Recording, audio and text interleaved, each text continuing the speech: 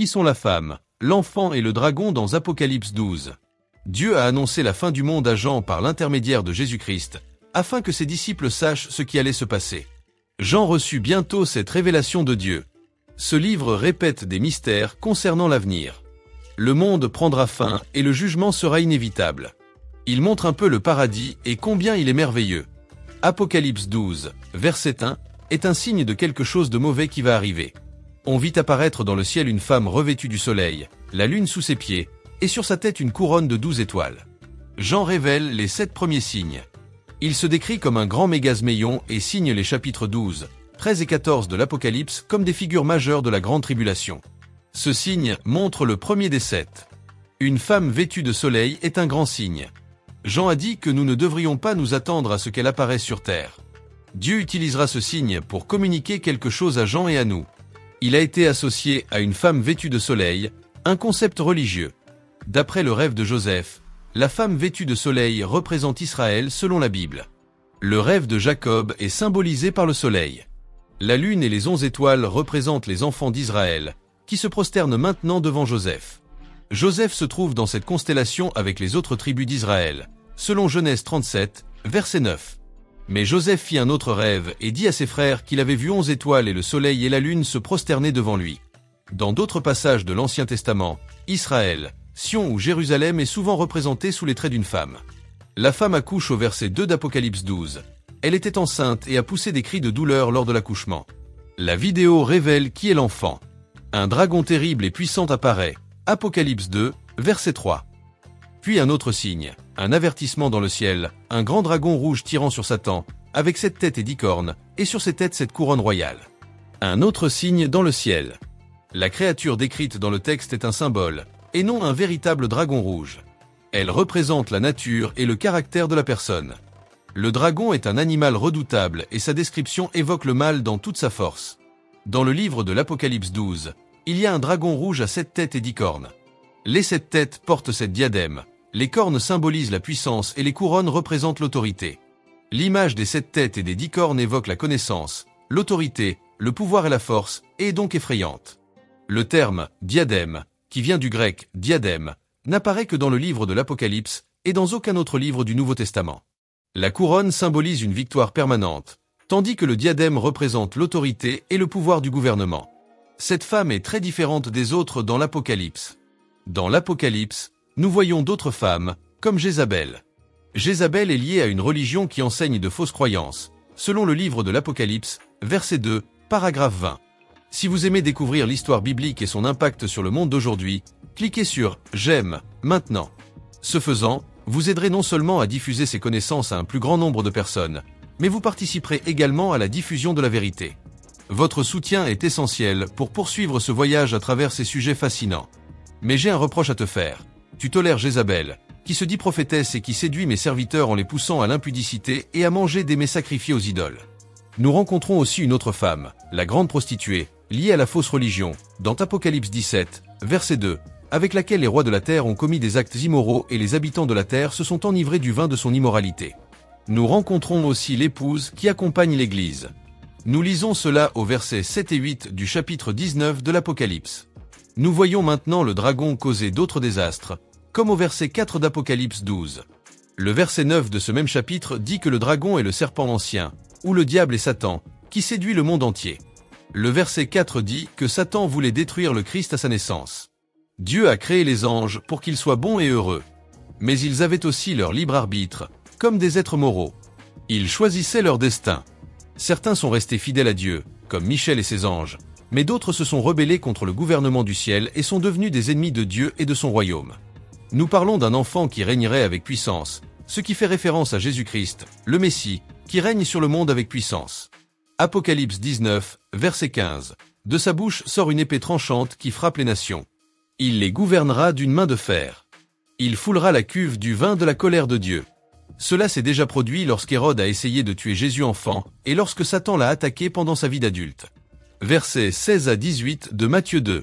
Hérode fut furieux lorsqu'il comprit que les mages l'avaient trompé, et il ordonna de tuer tous les enfants de Bethléem et des environs. Il ordonna de tuer tous les enfants de Bethléem et des environs, à partir de 2 ans et jusqu'à moins de 2 ans, selon ce que les mages avaient découvert. Ce que Jérémie, le prophète, avait dit s'est accompli à Rama. Il y a eu de grandes lamentations, des pleurs et des deuils à cause de la mort des enfants de Rachel, qui n'ont pas été consolés. Le ministère de Jésus est décrit. Elle avait un fils qui devait régner d'une main de fer, mais il a été enlevé par Dieu et son trône. Le personnage du portrait est clairement Jésus, de sorte que la femme mentionnée dans Apocalypse 12 ne peut symboliser l'Église, car c'est Jésus qui a créé l'Église et non l'inverse. La femme représenterait Marie ou Israël, les seuls qui auraient pu donner Jésus. L'analyse d'Apocalypse 12 montre que cette femme est Israël et non Marie. Le dragon, Satan, tente de manger l'enfant, mais le Christ naît, porté par Dieu et monté sur son trône. Satan tente de le tuer, mais le Christ est ressuscité et monte au ciel. L'image montre une femme décrivant ses douleurs lors de l'accouchement. Cette image prophétique apparaît à certains endroits de l'Ancien Testament. Michée a dit qu'Israël serait emmené en captivité à Babylone et souffrirait comme lors d'un accouchement. Mais Dieu les a sauvés.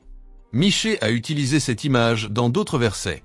Selon Michée, les souffrances de la nation dureraient jusqu'à l'arrivée du Messie.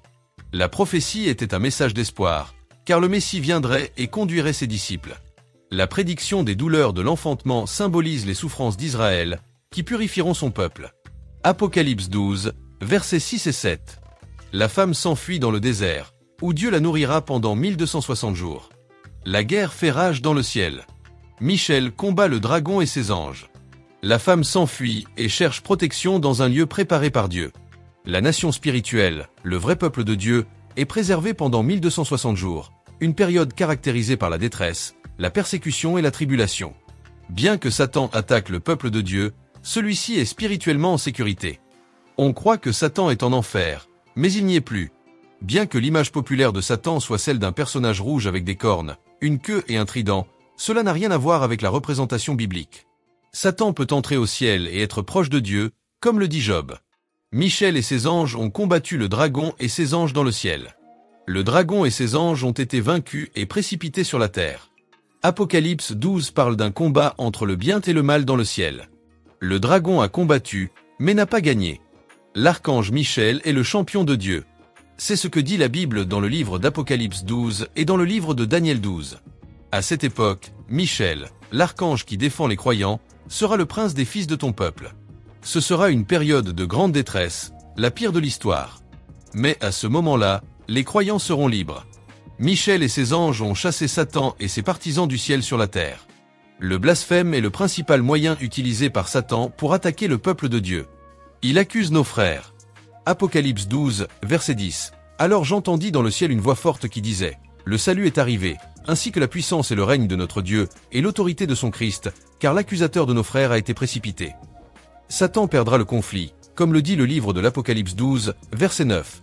Le serpent ancien, appelé le diable et Satan, qui séduit toute la terre, a été précipité sur la terre, et ses anges ont été précipités avec lui. Jean propose une stratégie simple que les croyants ont utilisée pour vaincre les attaques de Satan. Un plan à 3 volets contre les attaques du diable, la couverture, la confession et le courage. Le verset 10 dit que la victoire du Christ sur la croix a vaincu Satan et le péché. C'est le début du salut et de la puissance de Dieu. Ils l'ont vaincu par le sang de l'agneau et par leur témoignage, et ils n'ont pas aimé leur vie jusqu'à la mort. C'est pourquoi réjouissez-vous, cieux et terre, car le diable est descendu vers vous dans sa grande colère. Lorsque Satan a perdu son pouvoir, le Christ a démontré son autorité et sa domination par sa mort et sa résurrection, apportant le salut. Nous ne sommes plus soumis aux accusations de Satan car le Christ a déjà payé pour nos péchés. Ainsi, ceux qui sont en Jésus-Christ ne sont pas condamnés. Romains 8, verset 1. Les effets de cette expulsion du ciel seront montrés dans l'Apocalypse. Le Christ a vaincu Satan par son sacrifice sur la croix. Nous gagnons par notre témoignage. La terre est en danger parce que Satan est en colère et sait que son temps est compté. Mais le temps de Satan est compté, car son plan pour détruire le Christ a échoué. Regardez maintenant la femme, comme il est dit dans le livre de l'Apocalypse, au verset 13 à 17. Lorsque le dragon vit qu'il avait été précipité sur la terre, il poursuivit la femme qui avait enfanté l'enfant mâle. La femme reçut les 2 ailes d'un grand aigle pour s'envoler dans le désert, où elle serait soutenue pendant un certain temps, loin de la présence du serpent. Le serpent fit jaillir un fleuve d'eau pour emporter la femme. La terre engloutit le fleuve que le dragon avait chassé. Le dragon était en colère contre la femme et il alla combattre ceux qui gardent les commandements de Dieu et qui ont le témoignage de Jésus-Christ. Le verset 6 dit que la femme s'enfuira dans le désert pour se protéger en temps de tribulation. Le verset 14 en parle, après la victoire du Christ sur Satan. Satan tente d'attaquer la femme, mais elle s'enfuit dans le désert et est protégée pendant un certain temps.